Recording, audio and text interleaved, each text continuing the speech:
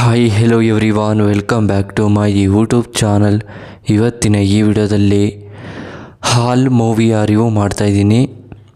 ಈ ಮೂವಿಯ ಬಜೆಟ್ ಏನು, ಕಲೆಕ್ಷನ್ ಏನು, ಸ್ಟೋರಿ ಏನು, ಬಿಡುಗಡೆ ಆಗಿದ್ದ ದಿನಾಂಕ, ಡೈರೆಕ್ಟರ್ ಹೆಸರು, ಪ್ರೊಡ್ಯೂಸರ್ ಹೆಸರು, ಇನ್ನೂ ಹಲವಾರು ಫ್ಯಾಕ್ಟ್ಗಳನ್ನು ಈ ವಿಡಿಯೋದಲ್ಲಿ ತಿಳ್ಕೊಬರೋಣ. ಅದಕ್ಕೂ ಮುಂಚೆ ನಮ್ಮ ಚಾನಲ್ಗೆ ಸಬ್ಸ್ಕ್ರೈಬ್ ಆಗಿಲ್ಲ ಅಂದರೆ ಸಬ್ಸ್ಕ್ರೈಬ್ ಮಾಡಿಕೊಂಡು ಕೆಳಗಡೆ ಕಾಣ್ತಿರೋ ಬೆಲ್ಲೈಕನ್ನ ಕ್ಲಿಕ್ ಮಾಡಿಕೊಳ್ಳಿ. ಬನ್ನಿ ಗಾಯ್ಸ್, ಇವತ್ತಿನ ವಿಡಿಯೋವನ್ನು ಶುರು ಮಾಡೋಣ. ಮೊದಲು ಈ ಮೂವಿಯ ಮೇನ್ ಲ್ಯಾಂಗ್ವೇಜ್ ಬಂದು ಮಲಯಾಳಂ ಆಗಿದೆ. ಯಾವುದೇ ಭಾಷೆಗಳಲ್ಲೂ ಡಬ್ ಆಗಿಲ್ಲ ಅಂತ ಹೇಳಬಹುದು. ಹಾಗೆಯೇ ಈ ಮೂವಿಯ director by Veera, writer by Nishad Koya. ಹಾಗೆಯೇ ಈ ಮೂವಿಯಲ್ಲಿ ಮಲಯಾಳಂನಲ್ಲಿ ಸಾಂಗ್ ಕೂಡ ತುಂಬ ಅದ್ಭುತವಾಗಿ ಕೊಟ್ಟಿದ್ದಾರೆ ಅಂತ ಹೇಳಬಹುದು. ಹಾಗೆಯೇ ಸಾಂಗಲ್ಲಿ ಬ್ಯಾಕ್ಗ್ರೌಂಡ್ ಮ್ಯೂಸಿಕ್ ಆಗಿರ್ಬೋದು, ಒಂದು ಸಾಂಗ್ ಆಗಿರ್ಬೋದು, ತುಂಬ ಅದ್ಭುತವಾಗಿ ಆ್ಯಕ್ಟಿಂಗನ್ನು ಮಾಡಿದ್ದಾರೆ. ಮತ್ತು ಡ್ಯಾನ್ಸ್ ಕೂಡ ಅದ್ಭುತವಾಗಿ ಆ್ಯಕ್ಟಿಂಗನ್ನು ಮಾಡಿದ್ದಾರೆ ಅಂತ ಹೇಳಬಹುದು. ಮತ್ತು ಈ ಮೂವಿಯಲ್ಲಿ ಮಲಯಾಳಂನಲ್ಲಿ ಸಾಂಗ್ ಕೂಡ ಸೂಪರ್ ಹಿಟ್ ಆಗಿದೆ ಅಂತಲೂ ಕೂಡ ಹೇಳಬಹುದು. ಹಾಗೆಯೇ ಈ ಮೂವಿಯ ಪ್ರೊಡ್ಯೂಸರ್ ಬೈ ಜಾಬಿ ಥಾಮಸ್. ಹಾಗೆಯೇ ಈ ಮೂವಿಯಲ್ಲಿ ಯಾರ್ಯಾರು ನಟ ನಟಿಯರು ಇದ್ದಾರೆ ಅನ್ನೋದನ್ನು ನೋಡೋದಾದರೆ, ಮೊದಲು ಸಾಯಿನಿ ನಿಗಮ, ಸಾಕ್ಷಿ ವಿದ್ಯಾ, ಜಾನ್ ಆ್ಯಂಟನಿ, ಇನ್ನೂ ಹಲವಾರು ಆ್ಯಕ್ಟರ್ಸ್ಗಳು ಈ ಮೂವಿಯಲ್ಲಿ ನಟನೆ ಮಾಡಿದ್ದಾರೆ ಅಂತ ಹೇಳಬಹುದು. ಹಾಗೆಯೇ ಈ ಮೂವಿಯ ಬಿಡುಗಡೆ ಆಗಿದ್ದ ದಿನಾಂಕ ಡಿಸೆಂಬರ್ 25, 2025 ಬಿಡುಗಡೆಯಾಗಿರುವಂಥ ಸಿನಿಮಾವಾಗಿದೆ ಅಂತಲೂ ಕೂಡ ಹೇಳಬಹುದು. ಹಾಗೆಯೇ ಈ ಮೂವಿಯ cinematography Ravichandran, editor by Akash Joseph, music by Nanda Gopan. ಹಾಗೆಯೇ ಈ ಮೂವಿಯ ಪ್ರೊಡಕ್ಷನ್ ಕಂಪನಿ JVJ ಪ್ರೊಡಕ್ಷನ್.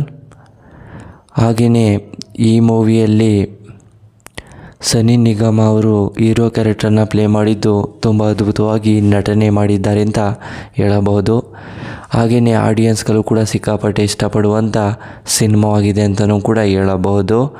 ಹಾಗೆಯೇ ಈ ಮೂವಿಗೆ ಎಲ್ಲರೂ ಕೂಡ ಮೆಚ್ಚುಗೆಯನ್ನು ಕೊಟ್ಟಿದ್ದಾರೆ. ಮತ್ತು ಅತಿ ಹೆಚ್ಚು ಜನರು ಕೂಡ ಈ ಮೂವಿಗೆ ಹೋಗ್ಲಿಕ್ಕೆಯನ್ನು ಕೊಟ್ಟಿದ್ದಾರೆ ಅಂತ ಹೇಳಬಹುದು. ಒಂದು ಲವ್ ಸ್ಟೋರಿ ಸಿನಿಮಾ ಅಂತಲೂ ಕೂಡ ಹೇಳಬಹುದು. ಹಾಗೆಯೇ ಸಾನಿ ನಿಗಮ ಅವರು ಈ ಮೂವಿಗೆ ಅದ್ಭುತವಾಗಿ ಆ್ಯಕ್ಟಿಂಗನ್ನು ಮಾಡಿದ್ದಾರೆ ಅಂತ ಹೇಳಬಹುದು. ಹಾಗೆಯೇ ಅವರು ಕೂಡ ತುಂಬ ಒಂದು ಮೆಚ್ಚುಗೆಯನ್ನು ಕೊಟ್ಟಿದ್ದಾರೆ, ಮಾಹಿತಿಗಳನ್ನು ಕೂಡ ಕೊಟ್ಟಿದ್ದಾರೆ ಅಂತಲೂ ಕೂಡ ಹೇಳಬಹುದು. ಹಾಗೆಯೇ ಈ ಮೂವಿಗೆ ಎಲ್ಲರೂ ಕೂಡ ಇಷ್ಟಪಟ್ಟಿದ್ದಾರೆ ಮಲಯಾಳಂನಲ್ಲಿ. ಹಾಗೆಯೇ ಹಲವಾರು ಆ್ಯಕ್ಟರ್ಸ್ಗಳು ಕೂಡ ಈ ಮೂವಿಗೆ ಸಪೋರ್ಟನ್ನು ಮಾಡಿದ್ದಾರೆ ಅಂತಲೂ ಕೂಡ ಹೇಳಬಹುದು. ಹಾಗೆಯೇ ಹೀರೋಯಿನ್ ಆಗಿರ್ಬೋದು, ಅವರು ಆ್ಯಕ್ಟಿಂಗ್ ಅಂತೂ ತುಂಬ ಅದ್ಭುತವಾಗಿ ಆ್ಯಕ್ಟಿಂಗನ್ನು ಮಾಡಿದ್ದಾರೆ ಅಂತ ಹೇಳಬಹುದು, ಹೀರೋಯಿನ್ ಆಗಿರ್ಬೋದು. ಮತ್ತು ಸೈಡ್ ಆ್ಯಕ್ಟರ್ಸ್ಗಳು ಕೂಡ ಈ ಮೂವಿಯಲ್ಲಿ ತುಂಬ ಅದ್ಭುತವಾಗಿ ಆ್ಯಕ್ಟಿಂಗನ್ನು ಮಾಡಿದ್ದಾರೆ ಅಂತಲೂ ಕೂಡ ಹೇಳಬಹುದು. ಮತ್ತು ಈ ಮೂವಿಯಲ್ಲಿ ಸುಮಾರು ಕಡೆಯಿಂದ ಹಲವಾರು ರೀತಿಯಿಂದ ಈ ಮೂವಿಗೆ ಮೆಚ್ಚುಗೆಯನ್ನು ಕೂಡ ಬಂದಿದೆ ಅಂತಲೂ ಕೂಡ ಹೇಳಬಹುದು. ಮತ್ತು ಹುಡುಗಿರಿಗಂತೂ ಈ ಮೂವಿ ಅಂತೂ ಇಷ್ಟಪಟ್ಟಿದ್ದ ಸಿನಿಮಾ ಅಂತಲೂ ಕೂಡ ಹೇಳಬಹುದು. ಹಾಗೆಯೇ ಈ ಮೂವಿಯಲ್ಲಿ ಒಂದು ಲವ್ ಸ್ಟೋರಿ ಸಿನಿಮಾ ಅಂತಲೂ ಕೂಡ ಹೇಳಬಹುದು. ಹಾಗೆಯೇ ಈ ಮೂವಿಯ ಒಂದೇ ಸ್ಟೋರಿ ಹೇಳೋದಾದರೆ,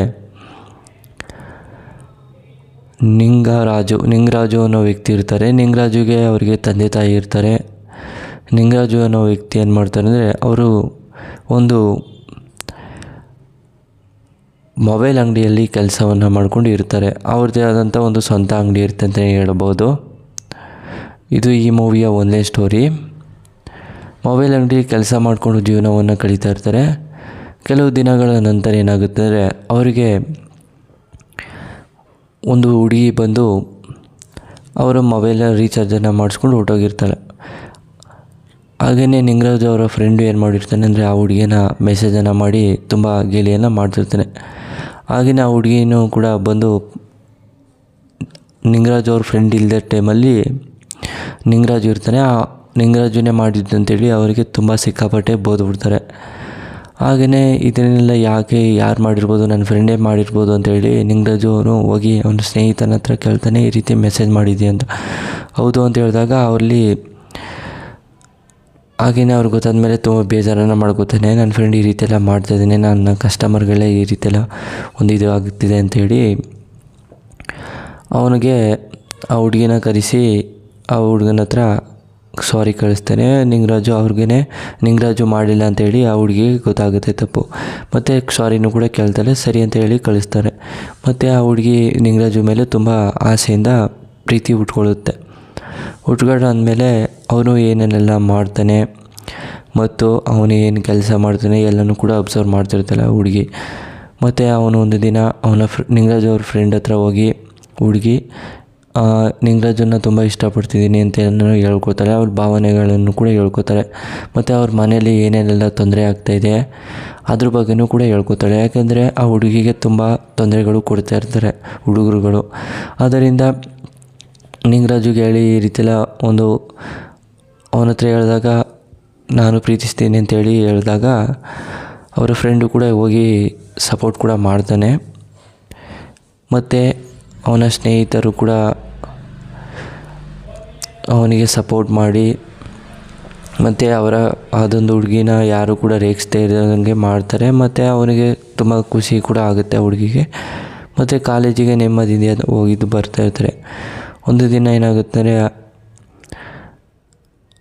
ಅವರು ತಂದೆ ತಾಯಿ ಒಂದು ಮದುವೆಯನ್ನು ಫಿಕ್ಸ್ ಮಾಡ್ತಾ ಇರ್ತಾರೆ ಹುಡುಗಿಗೆ. ಅದರಿಂದ ಆ ಹುಡುಗಿ ತುಂಬ ಬೇಜಾರು ಮಾಡಿಕೊಂಡು ಮನೆಯಿಂದ ಹೊರಗಡೆ ಬಂದುಬಿಟ್ಟು ನಿಂಗರಾಜು ಹತ್ರ ಹೋಗಿ ಮದುವೆ ಆಗೋಣ ಬಾ ಅಂತೇಳಿ ಕರ್ಕೊಂಡು ಹೋಗ್ತಾರೆ. ಮತ್ತು ಮದುವೆ ಕೂಡ ಮಾಡ್ಕೋತಾರೆ. ಅವ್ರ ತಂದೆ ತಾಯಿಗೆ ಇಷ್ಟ ಇರೋದಿಲ್ಲ ಈ ಮದುವೆ, ಆದರೂ ಕೂಡ ಬಲವಂತದಿಂದ ಮಾಡಿಸಿ ಮದುವೆನ ಅಲ್ಲಿಂದ ಹೊರಟೋಗ್ತಾರೆ. ಮತ್ತು ಅವರ ನಡುವೆ ಏನೆಲ್ಲ ಸಂಬಂಧಗಳು ಉಂಟಾಗ್ತವೆ, ಏನೆಲ್ಲ ಸಮಸ್ಯೆಗಳು ಉಂಟಾಗ್ತವೆ ಅನ್ನೋದನ್ನು ಈ ಮೂವಿಯೆಲ್ಲ ನೋಡಬೇಕು. ಮತ್ತು ಈ ಮೂವಿಯಂತೂ ಕೂಡ ತುಂಬ ಅದ್ಭುತವಾಗಿ ಕೊಟ್ಟಿದ್ದಾರೆ. ಹಾಗೆಯೇ ಈ ಮೂವಿಯ ಸ್ಟೋರಿಗಳು ನಿಮಗೆ ಇಷ್ಟವಾದರೆ ಫ್ಯಾಕ್ಟ್ಸ್ಗಳು ಲೈಕ್ ಮಾಡಿ, ಶೇರ್ ಮಾಡಿ, ಹಾಗೆ ನಮ್ಮ ಚಾನಲ್ನ ಸಪೋರ್ಟ್ ಮಾಡಿ. Thanks for watching.